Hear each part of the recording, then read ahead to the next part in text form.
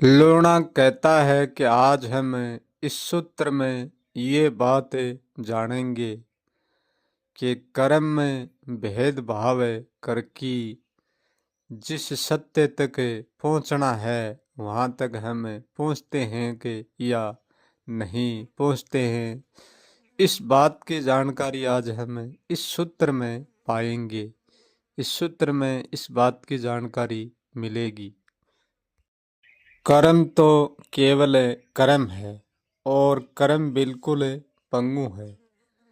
इनके कोई पाँव नहीं है और कर्म भेदभाव करने से ही चलता है। यदि भेदभाव नहीं करेंगे तो कर्म नहीं चलेगा, क्योंकि कर्म का भेदभाव ही पग ही और इन पगों से ही भेदभाव के पगों से ही कर्म दौड़ता है। यदि भेदभाव का पग हम काट देंगे तो कर्म कहीं पर नहीं दौड़ सकता। जो अंतिम सत्य है उसको अंतिम भी नहीं कहा जा सकता और अंतिम का कोई आश्वासन नहीं दिया जा सकता, फिर भी कहना पड़ता है, समझाने के लिए कहना पड़ता है। क्या उस सत्य तक कर्म से पहुंचा जा सकता है कि या नहीं पहुंचा जा सकता है। लूणा कहता है जो अखंड सत्य है और अखंड रहस्य है उस तक कर्म से कभी नहीं पहुंचा जा सकता। उस सत्य तक हम कर्म में कितना ही भेदभाव करेंगे तब भी नहीं पहुंच पाएंगे और कोई भी भेदभाव नहीं करेंगे तब भी हम नहीं पहुंच पाएंगे, क्योंकि वहाँ कर्म से नहीं पहुंचा जाता, क्योंकि वहाँ कर्ता से नहीं पहुंचा जाता। ऐसा नहीं है कि कर्म करके कहीं पर नहीं पहुंचते हैं, कर्म करने से ही हम पहुंचते हैं। परंतु कर्म करने वाला कर्म तक ही पहुंचता है, कर्ता तक ही पहुंचता है, क्योंकि कर्म में कर्ता और अकर्ता तक सीमित है। मैं उस रहस्य की बात करता हूँ, वहाँ कर्ता भी नहीं पहुँचता है और अकर्ता भी नहीं पहुँचता है, क्योंकि कर्ता और अकर्ता दोनों एक सिक्के का पहलू ही और दोनों आपस में जुड़े हुए हैं। यदि कर्ता वहाँ पहुँचता है तो फिर अकर्ता भी पहुँच जाएगा और अकर्ता वहाँ पहुँचता है तो फिर कर्ता भी पहुँच जाएगा। ये दोनों पूछेंगे तो एक साथ पूछेंगे, नहीं तो ये नहीं पहुंच पाएंगे। एक उनमें कोई सा भी नहीं पहुंच सकता। अकेला ना तो अकर्ता पहुंचता है और ना अकेला कर्ता पहुंचेगा। पहुंचेंगे तो ये दोनों ही पहुंच पाएंगे, क्योंकि ये कभी टूट नहीं सकते। कर्ता अकर्ता को नहीं छोड़ सकता और अकर्ता कर्ता को नहीं छोड़ सकता। ये सदा के लिए स्थायी जुड़े हुए होते हैं। और कर्म का भेदभाव है और कर्म की भाग दौड़ यहाँ तक ही है, जहाँ तक कर्ता और अकर्ता है वहाँ तक ही है, उनके आगे नहीं। क्योंकि कर्म से वहाँ पहुँचा जाता तो संसार का हर प्राणी पहुँचता, क्योंकि यहाँ सभी कर्म करते हैं, बिना कर्म के कोई नहीं होता है। कर्ता और अकर्ता की सोच को लेकर हम कभी भी अखंड सत्य तक नहीं पहुंच पाएंगे, क्योंकि कर्म दो ही की दुनिया है, कर्म मतभेद की दुनिया है। और जहाँ तक दो है और एक है और अनेक है वहाँ तक सत्य नहीं है। कर्म के और अखंड सत्य के कोई लेना देना नहीं है।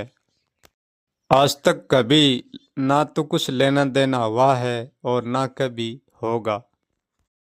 कर्म से जो भी आज तक कहीं पर भी पहुंचा है वो कोई भी व्यक्ति कर्म से बाहर नहीं गया है। वो चाहे निर्वाण पद पर हो, चाहे मुक्ति में हो, चाहे मोक्ष में हो, चाहे समाधि में हो, चाहे आत्मा हो चाहे परमात्मा हो, चाहे कहाँ पर भी हो और चाहे किस में भी हो, परंतु वो अखंड सत्य तक नहीं है। क्योंकि कर्ता वहाँ तक पहुँचता नहीं है, अकर्ता वहाँ तक पहुँचता नहीं है। यदि ये दोनों यहाँ पहुँच जाते हैं तो यहाँ सब कुछ समाप्त हो जाता है, कुछ भी नहीं बचता।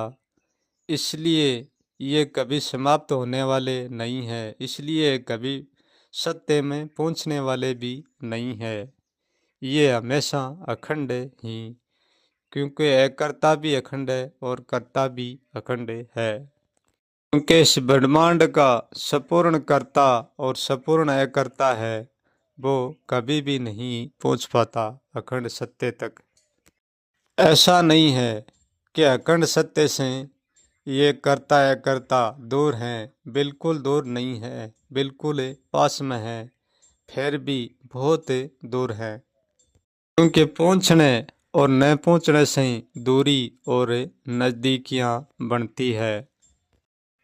अखंड सत्य तक और अखंड रहस्य तक आज तक वो ही भोगा है और वो ही जाना है जो कर्म से कोई भी ताल्लुकात नहीं रखी है, कर्ता से कोई ताल्लुकात नहीं रखी है।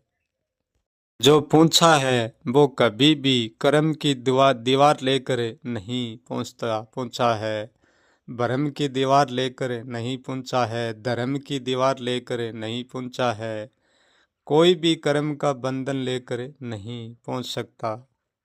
अखंड तक पहुंचा है वो कुछ भी लेकर नहीं पहुंचा है, क्यों कि वो स्वयं को लेकर भी नहीं पहुंच सकता, वो स्वयं को भी लेकर नहीं पहुंचा है। क्योंकि स्वयं को लेकर ही हम यहाँ तक ही घूम सकते हैं जहाँ तक करता है और जहाँ तक अकर्ता है।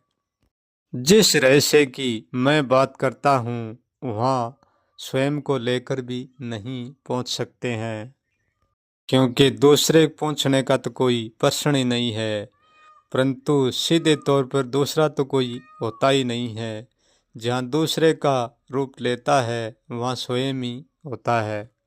जहाँ बनने की बारी आती है वहाँ सब कुछ स्वयं ही बनता है, और जहाँ कुछ भी नहीं बनने की बारी आती है वहाँ भी सब कुछ स्वयं ही नहीं बनता है। ये बनना न बनना दोनों कर्ता अकर्ता तक ही सीमित ही, क्यों कि खुद को लेकर होना ही तो ये सब कुछ की उलझन है। जो अखंड रहस्य को जानता है वो किसी कर्म के आधार पर नहीं जानता है, क्योंकि कर्म के आधार पर कर्म ही जाना जाएगा, बंधन के आधार पर बंधन जाना जाएगा और निर्बंधन के आधार पर निर्बंधन जाना जाएगा। क्योंकि उस सत्य में बंधन भी नहीं है और निर्बंधन भी नहीं है। क्योंकि निर्बंधन है वो ही बंधन में आता है, और वो बंधन से खुल जाता है तो फिर निर्बंधन हो जाता है, और निर्बंधन से फिर बंधन में आ जाता है। उस सत्य को जानने के लिए कुछ भी नहीं करना पड़ता, क्योंकि वो सत्य जानकर भी जाना नहीं जाता, हमेशा अजाना ही रह जाता है। क्योंकि यही तो रहस्य है।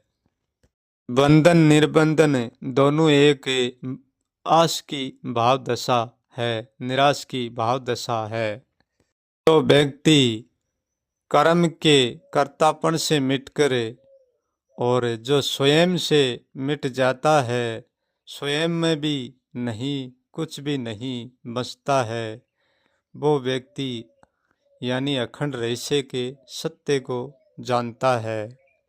अखंड सत्य कहा तो जाता नहीं, जो कहा जाता है वो कभी अखंड होता नहीं, और अखंड सत्य का मार्ग दूसरा कोई भी नहीं बता पाएगा, क्योंकि दूसरा कर्म के कर्ता है कर्ता तक ही बता सकता है, अखंड सत्य का नहीं। यदि किसी को अखंड सत्य तक पहुंचना है तो मार्ग भी स्वयं से ही पहुंचना है। जो स्वयं को मार्ग स्वयं बताता है वो ही वहाँ तक पहुँचाता है। और स्वयं ने स्वयं ये मार्ग बताएगा कि मैं कुछ भी नहीं हूँ, कभी भी नहीं हूँ और कभी भी नहीं होऊंगा। लोना कहता है कि मैं करता है करता तक तो मार्ग सबको बता सकता हूँ, परंतु सत्य तक नहीं पहुँचा सकता हूँ।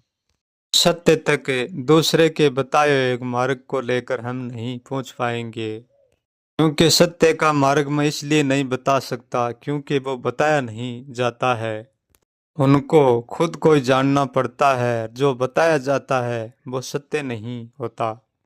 इसलिए कर्म और सत्य के बीच में कोई लेना देना नहीं है।